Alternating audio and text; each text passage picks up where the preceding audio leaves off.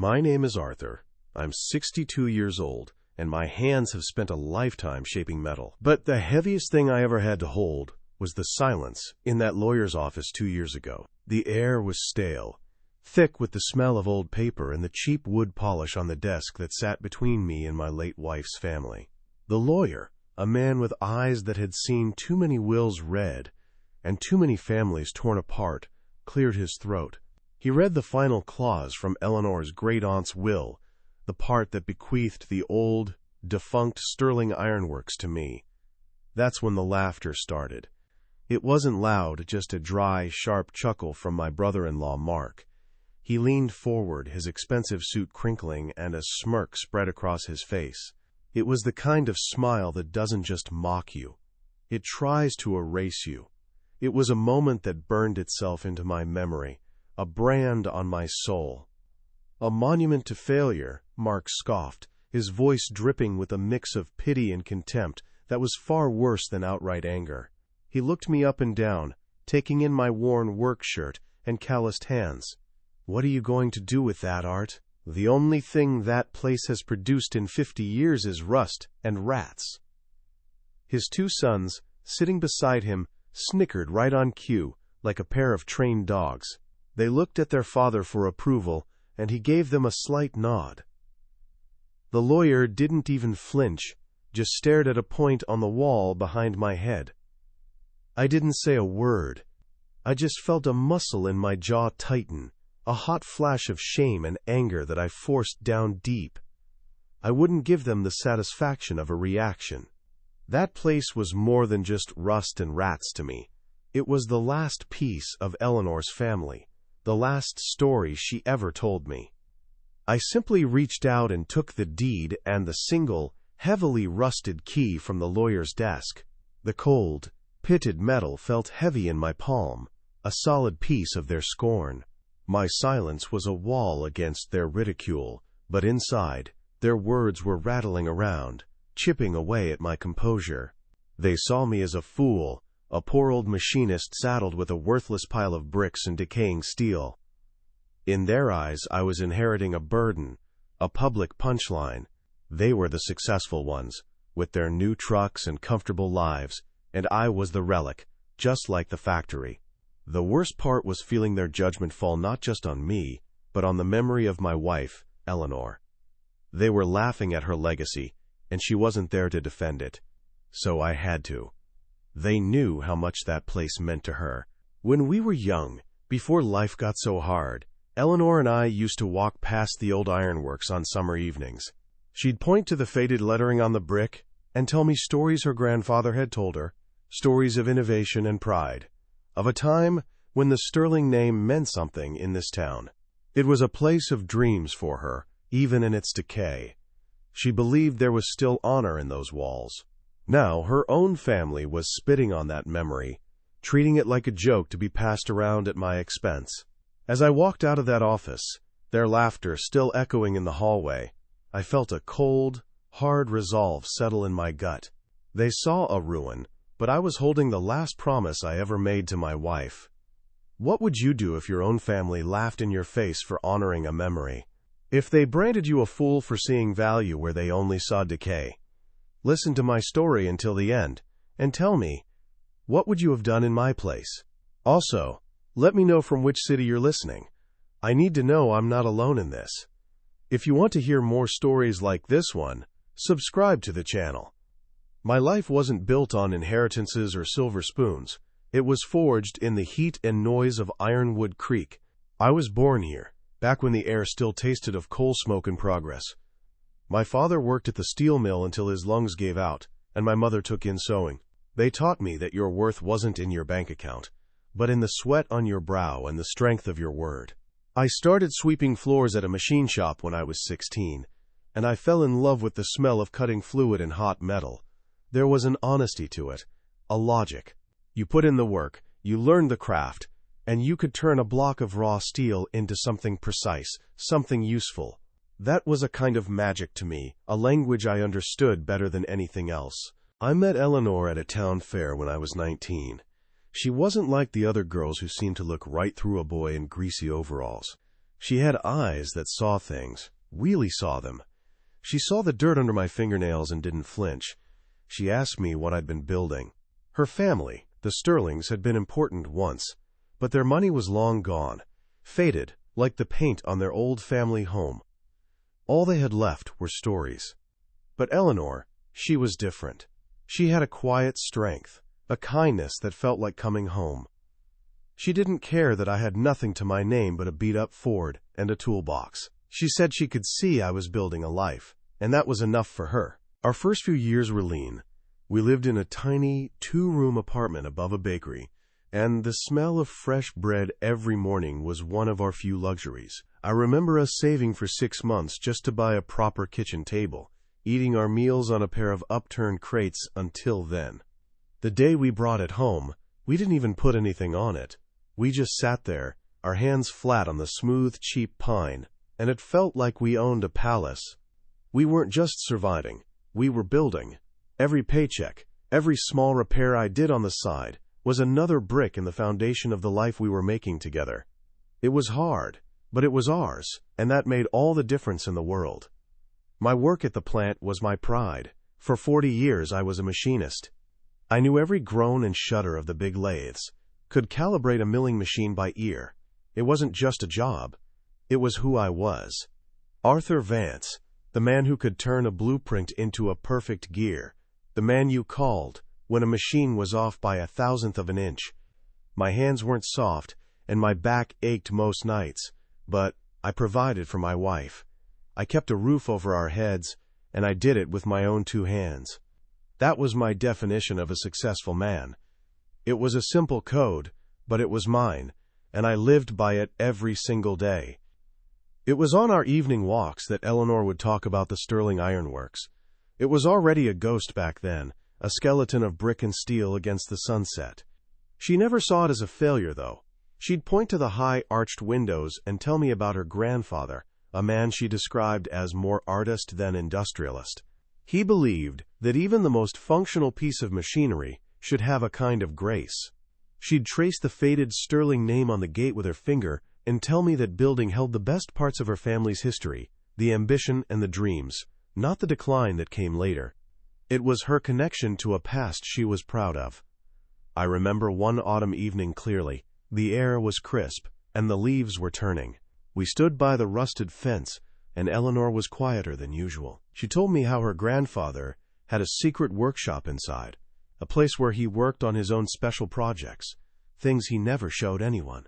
"People only see the rust now, Art," she said, her voice soft. "They don't see the heart that went into it." I took her hand and squeezed it. I didn't say much, but I made a silent promise to her, right then and there. I promised that I would always try to see the heart in things, just like she did. A promise I never forgot. Then the sickness came. It started small, a shadow on an X-ray, and grew until it consumed our lives. All those years of hard work, the small nest egg we'd carefully built, it all went to doctors and treatments. I took every overtime shift I could get, my days blurring into a cycle of the noisy factory and the quiet, sterile halls of the hospital. I'd come home bone-weary and sit by her bed, just to watch her breathe. The exhaustion was a physical weight, a constant pressure behind my eyes, but I'd have worked myself into the grave for just one more good day with her. Her family, including Mark, sent a card once. That was it. Every penny we had went to her care. I sold my old Ford, the one I'd lovingly restored. I sold my grandfather's tools, the ones I'd planned to use to open my own small repair shop one day. Those dreams didn't matter anymore. The only thing that mattered was her comfort. Mark once told me I was a fool for not letting nature take its course, that I was throwing good money after bad. He said it with a look of pity, as if my love was a bad investment. I didn't even have the energy to be angry. He couldn't understand that you don't put a price on the person who is your entire world. It wasn't a choice, it was a duty, my final duty to her. Some nights were so long. I'd sit in the armchair next to her bed, the only light coming from the hallway, and just listen to the soft hiss and click of the oxygen machine that helped her breathe. I'd hold her hand, feeling how fragile it had become, and I'd talk to her, even when she was too weak to answer. I told her I would be okay. I told her I would be strong. And I promised her again that I would never let the good things, the important things, be forgotten. I promised I'd remember the stories of her grandfather, the pride in the sterling name, the heart inside the rusted shell. I made that promise in the quiet darkness, and it settled deep in my soul. When she passed, the silence in our little house was the loudest thing I'd ever heard. The oxygen machine was gone, her medicines were gone, but her presence was everywhere. For months, I'd wake up and think I heard her moving around in the kitchen, only to be hit by the crushing reality that I was alone. The grief was a physical thing, a hollow ache in my chest that never went away. I threw myself back into my work at the plant, because the noise of the machines was the only thing that could drown out the silence in my head. It was my only refuge, the one place where I still knew exactly what to do. Then, about a year after Eleanor was gone, the plant announced they were automating my entire division. After 42 years of loyal service, I was replaced by a robotic arm from Germany.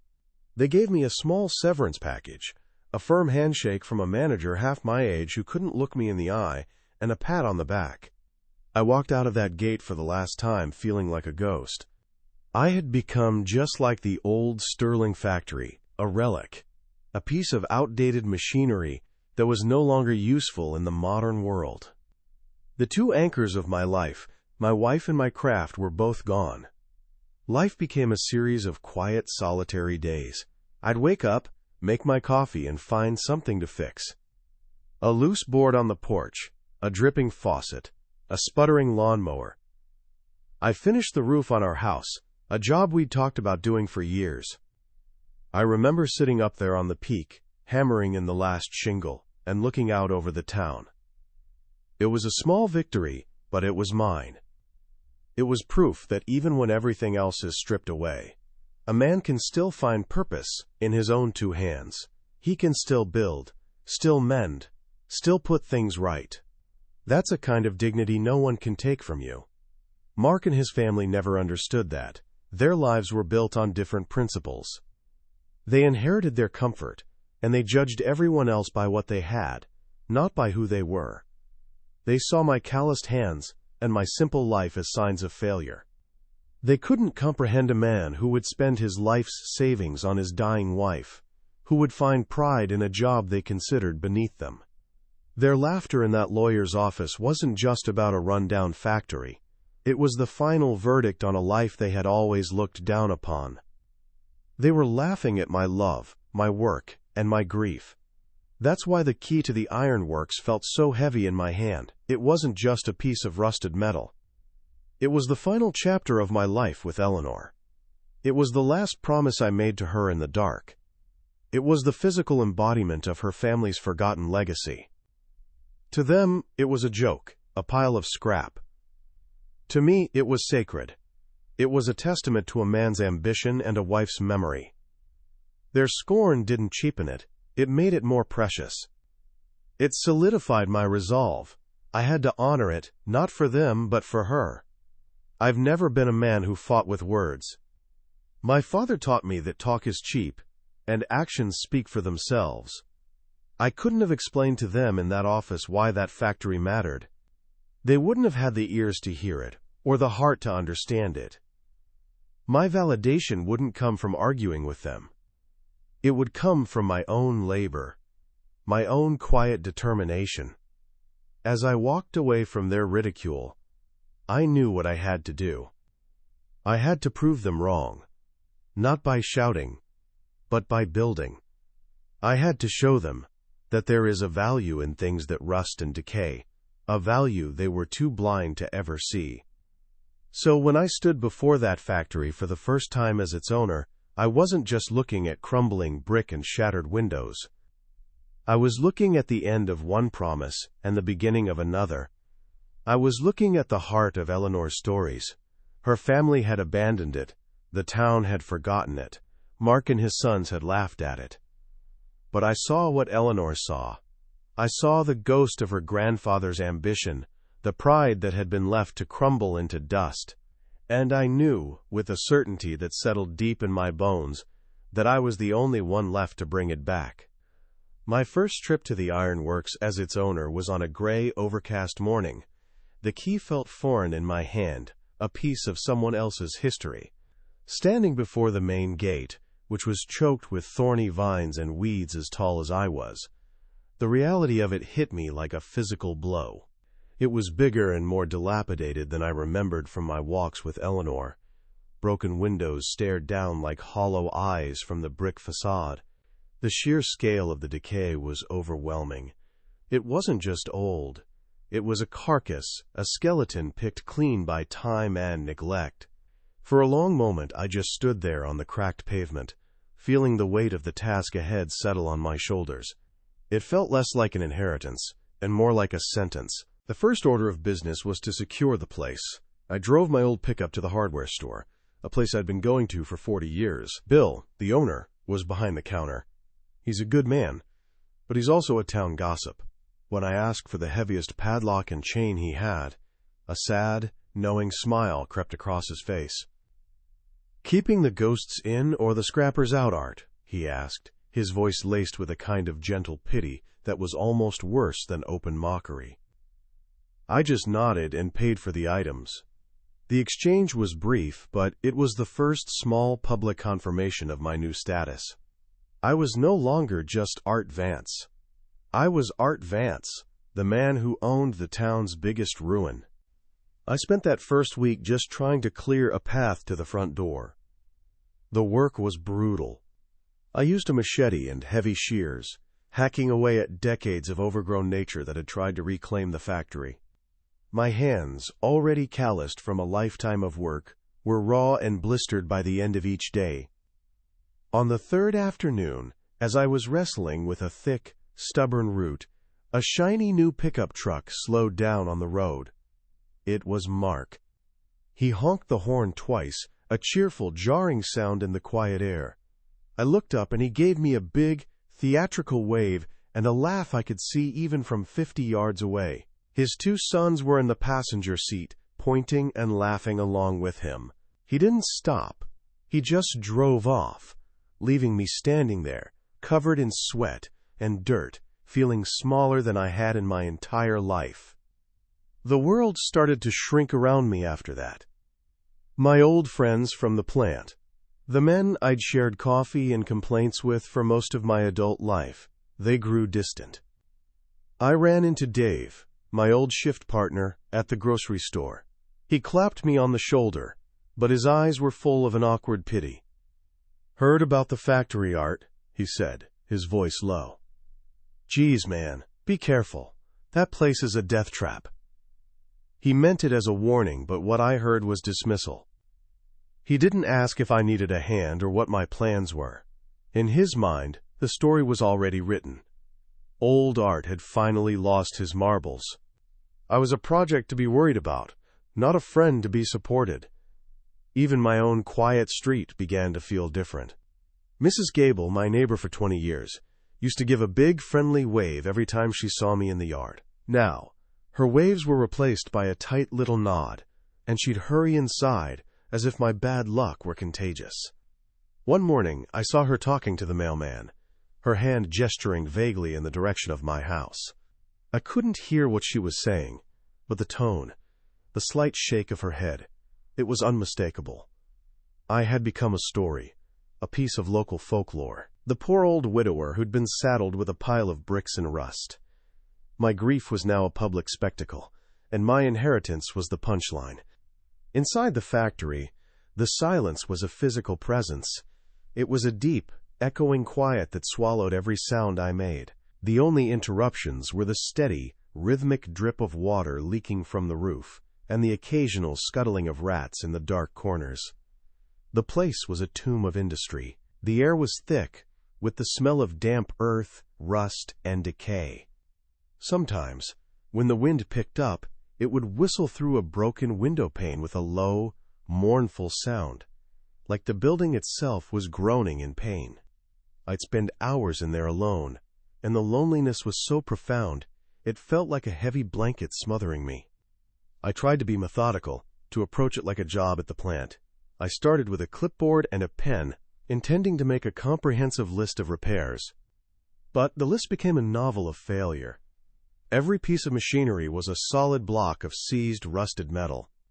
The wooden floorboards in the eastern wing had rotted through, creating dangerous holes. A large section of the roof over the old foundry had collapsed entirely, leaving a gaping wound open to the sky. The task wasn't just daunting, it felt impossible. It was like trying to patch up a sinking ship with a roll of tape. The sheer, accumulated neglect was a monument to defeat. One evening the phone rang. It was Mark. His voice was smooth, dripping with a false concern that set my teeth on edge. "Art, listen, I was talking to a buddy of mine," he began. "He's in the demolition business.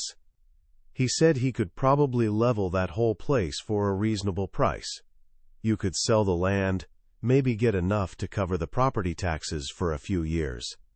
Just cut your losses, you know." The offer was an insult wrapped in a favor. He wasn't trying to help me. He was trying to prove his point. He was telling me, once again, that I was a fool. I didn't argue. I just said, "I'm not interested, Mark," and I hung up the phone. The silence that followed felt like a victory. My social life, already quiet after Eleanor's passing, evaporated completely. For 30 years we had gone to my cousin Martha's big 4th of July barbecue. It was a family tradition. This year, the invitation never arrived.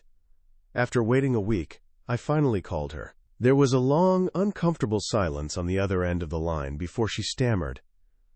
"Oh, Arthur, we figured you'd be so busy with the factory." I knew exactly what she meant.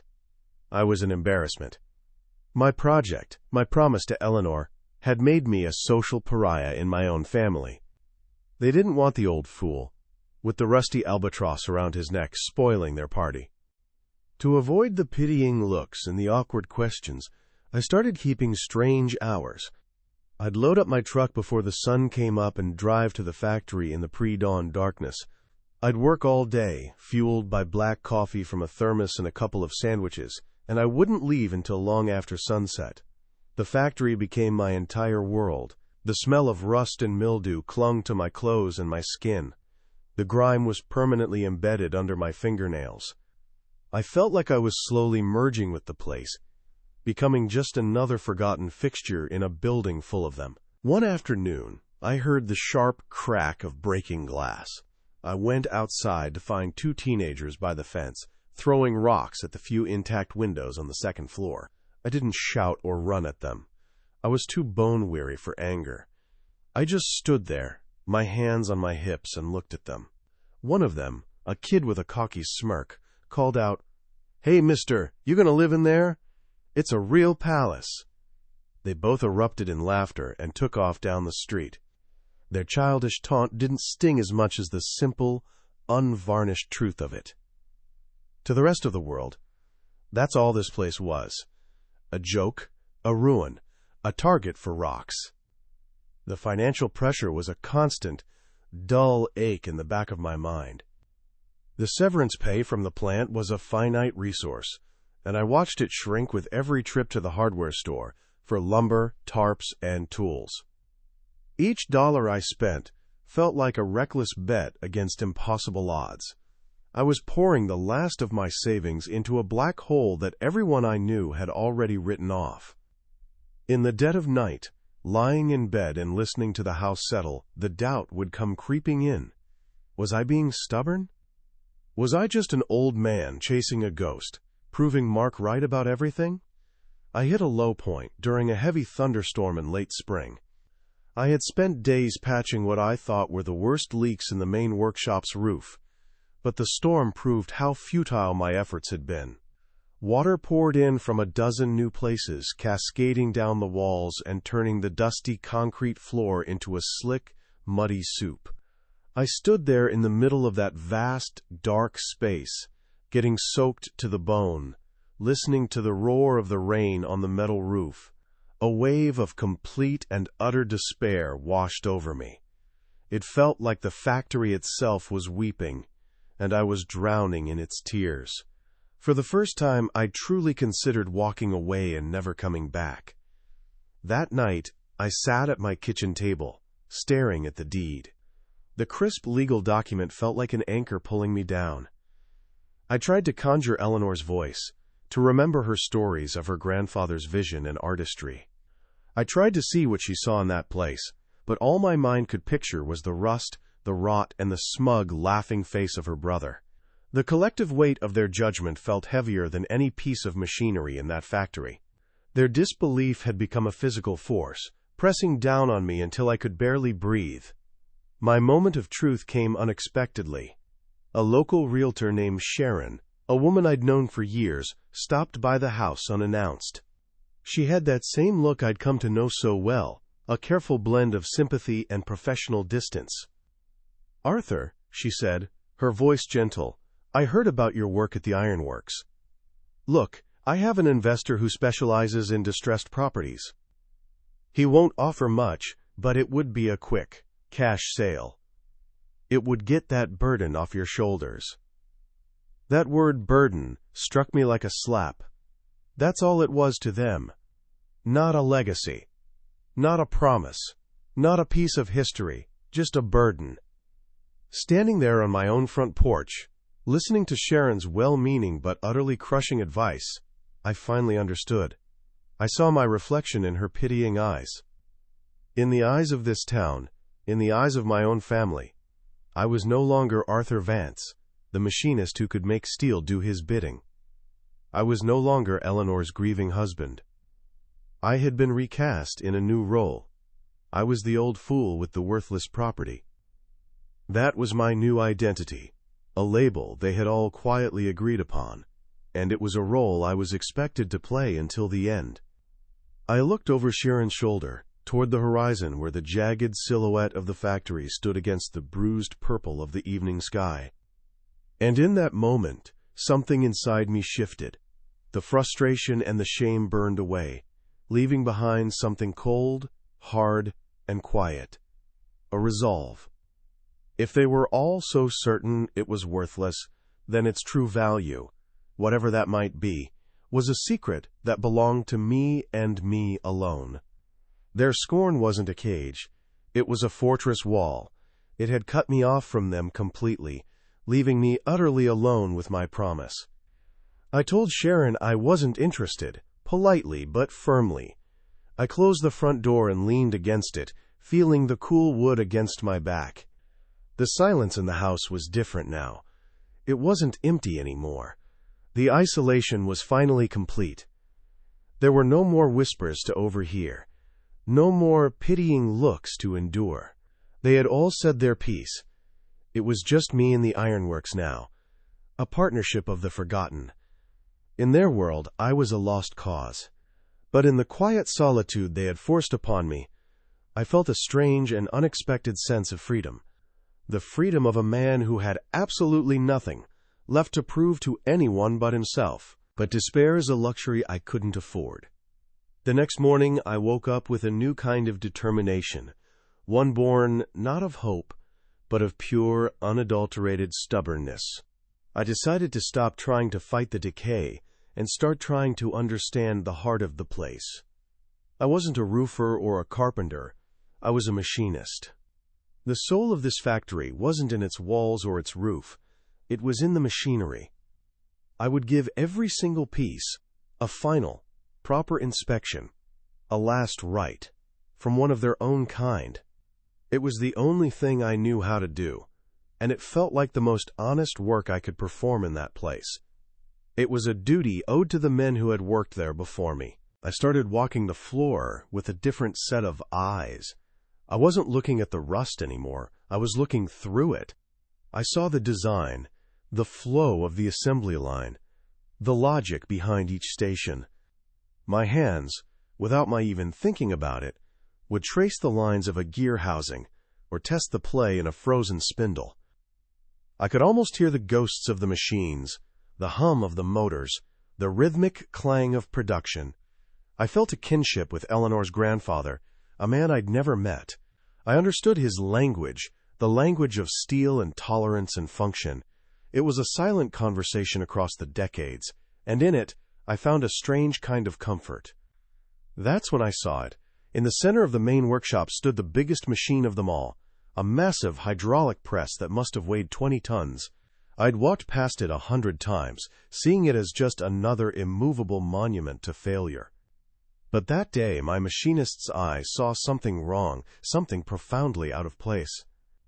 Every other heavy machine in a factory like this is anchored to the foundation with thick steel bolts. It has to be, to withstand the vibration and force. This press, however, had none. It was just sitting there. It was a detail so small, so fundamental, that anyone who wasn't a machinist would never have even thought to look for it. The idea that formed in my mind seemed insane. To move a machine that heavy by myself was a fool's errand. But the thought wouldn't let me go. It was a loose thread, and I had to pull it. I spent the next full day rigging up a system of chain hoists I'd brought from home, anchoring them to the building's main support columns. I used long steel bars as levers and wooden blocks for fulcrums. It was a slow, brutal, dangerous job. The chains groaned under the immense strain. The press screeched in protest, a sound of metal on concrete that set my teeth on edge. Inch by painful inch, I levered the colossal machine sideways, my muscles screaming and my body drenched in sweat. Finally, after hours of grueling effort, the base of the press cleared its original footprint. And there, on the concrete floor, was exactly what my gut had told me I'd find. It was a perfect rectangle of newer, smoother concrete, a patch that stood out from the older, pitted floor around it. My heart started to pound in my chest, a heavy, rhythmic thud that echoed the work I'd just done. I knelt down and tapped it with the end of a steel bar. It wasn't the solid thud of deep concrete. It was a hollow, resonant boom. A sound full of possibility. I grabbed a chisel and a heavy hammer, and with trembling hands, I began to break it apart. Beneath the shattered concrete was not more earth, but a thick, welded steel plate, about 4 feet square. It was rusted, but not nearly as badly as everything else in the factory. In the center was a recessed handle, designed to sit flush with the surface. It took all my strength, prying with the steel bar, to break the seal of age and rust. With a final, groaning shriek of metal, the plate lifted. It revealed a dark opening, and from it came a puff of dry, cold air that hadn't been breathed in generations. I shone my flashlight into the darkness and saw a set of steep concrete steps leading down into a small, lead-lined vault. My mind was racing. Was it a bomb shelter? A hidden stash of industrial tools? I descended the steps carefully, the beam of my flashlight cutting through the absolute blackness. The vault was small, no more than 10 feet by 10 feet, and bone dry. Against the far wall was a heavy wooden cabinet. There was no lock. I pulled open one of the wide, flat drawers, and my breath caught in my throat. It wasn't tools or machine parts. It was a series of felt-lined trays, and nestled within them, gleaming softly in the flashlight beam, were 12 wristwatches. Each one was a masterpiece of intricate gears and polished steel, unlike anything I had ever seen. On each face was a small, elegant letter, S. In the top drawer, tucked into a corner, was a sealed envelope, the paper yellowed with age. The name on the front was written in a strong, slanted script, "For my heirs." It was from Eleanor's great-grandfather. I sat down on the cold steps and read the letter. He wrote of his dream to pivot the Sterling Ironworks from heavy industry to fine, precision manufacturing. The watches were his prototypes, his secret passion, a blend of American ingenuity and Swiss artistry. He had hidden them in 1941 before he left to fight in the war, a war from which he never returned. His secret, his dream, had been lying dormant right under everyone's feet for 80 years. I didn't feel like I'd found a treasure.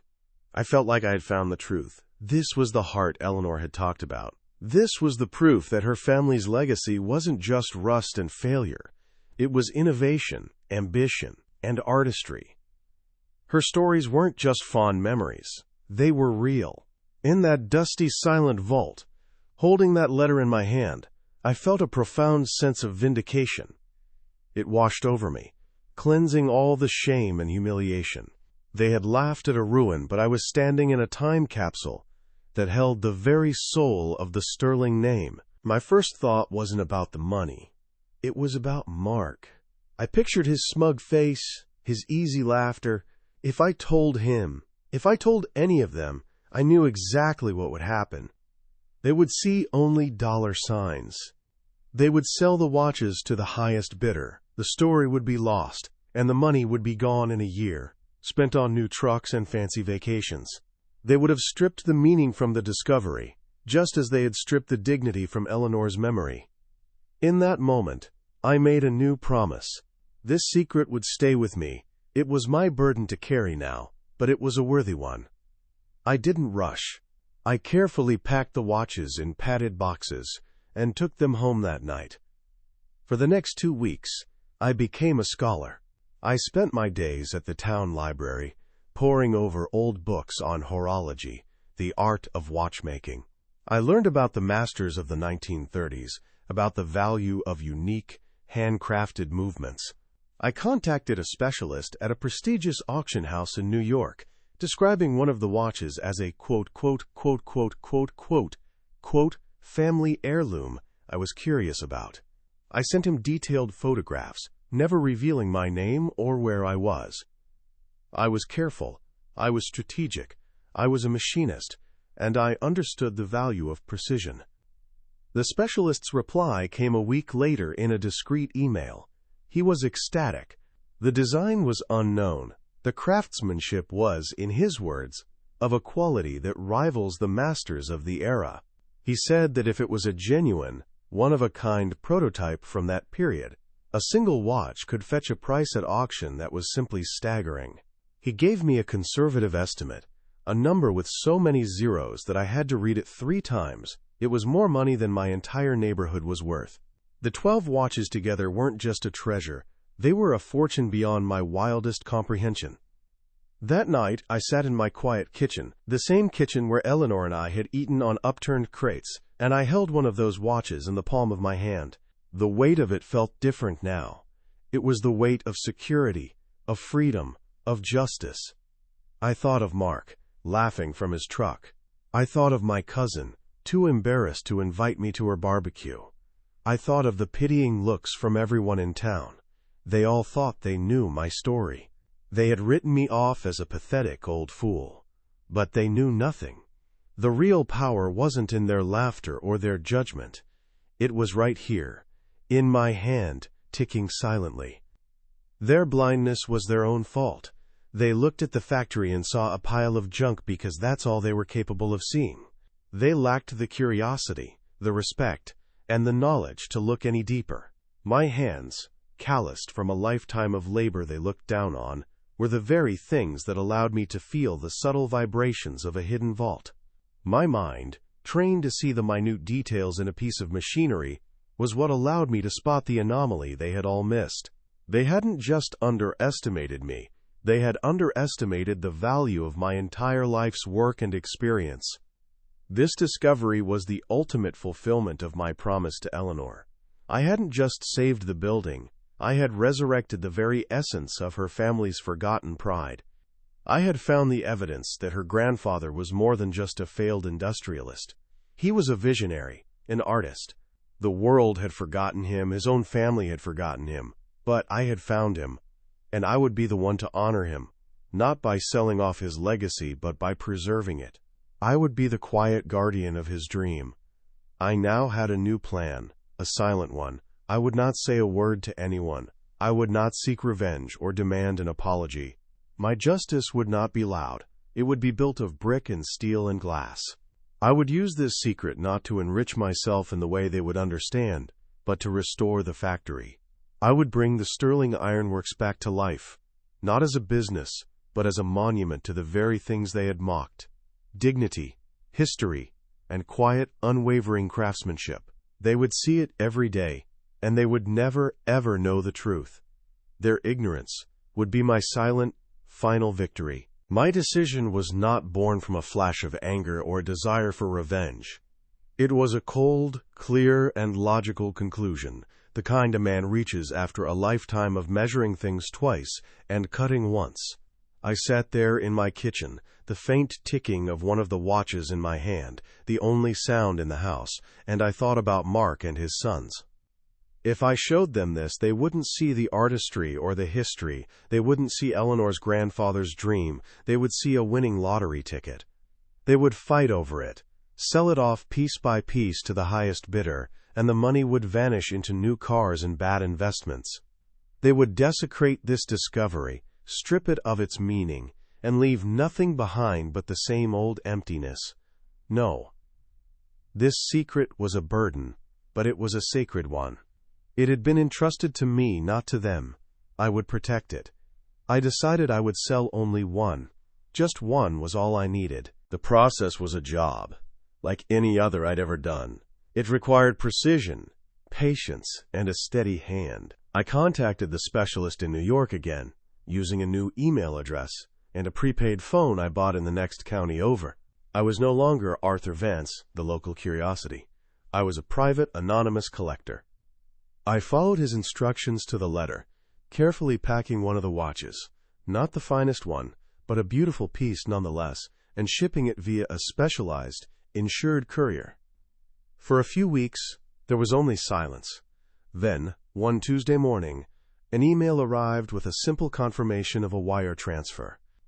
I drove to the new bank I had opened in a city an hour away, and looked at the balance on a slip of paper. The number felt unreal, like something from a different world. But the feeling it gave me was solid, heavy, and absolute. It was the feeling of security, the feeling of a foundation that could no longer be shaken by anyone's scorn. I didn't buy a new truck. I didn't even buy a new pair of work boots. The first check I wrote was to the best commercial roofing company in the state. Then I hired a structural engineer to draw up plans for reinforcing the old brickwork. I started ordering materials: custom-milled glass for the arched windows, heart pine lumber to replace the rotted floors, barrels of industrial cleaner. The town began to buzz with new rumors. I could feel their eyes on me when I drove my old pickup, now loaded with expensive supplies, toward the factory. I heard the whispers carried on the wind from my neighbors' yards. He must have taken out a massive loan. Poor fool is throwing good money after bad. He's lost his mind, trying to save that pile of junk. I let them talk. Their judgment was a wall that kept them out, and it kept my secret safe. Over the next year, the Sterling Iron Works was reborn, not as a place of business, but as a monument. The new roof was sound and tight. Sunlight streamed through clean, unbroken windows, illuminating the vast interior. I spent months, myself, painstakingly cleaning every gear, every lever, every flywheel of the old machinery. I oiled them not for production, but for preservation. I set up a small, perfect workshop for myself in a corner, a place where I could work on my own small projects in peace. And in the very back of the great hall, where the light was softest, I built a single, beautiful display case of steel and glass. Inside, resting on dark velvet, I placed the 11 remaining watches. They were the silent, beating heart of the factory, a shrine of genius that only I would ever know was there. One sunny afternoon, I installed a new sign by the main gate. It wasn't large or flashy, just a simple, elegant bronze plaque. It read, "The Sterling Legacy, in memory of Eleanor Vance." A few days later, I saw Mark's truck slow down as he drove past. He stopped for a full minute, staring at the restored building, the new sign. I saw the look on his face, a mixture of disbelief and utter confusion. He probably thought I was the biggest fool in the county, drowning myself in debt for a sentimental gesture. I watched him from a window, unseen, and felt nothing but a quiet, profound peace. My justice was complete. It wasn't in his defeat, but in his ignorance. He could live his life thinking I was a failure. I knew the truth. The real treasure wasn't the gold in the watches. It was the steel in my own spine, the strength to honor a promise and to find value where the whole world saw only rust. If you know someone who needs to hear this kind of story, share this video and subscribe for more stories of dignity and life lessons like this.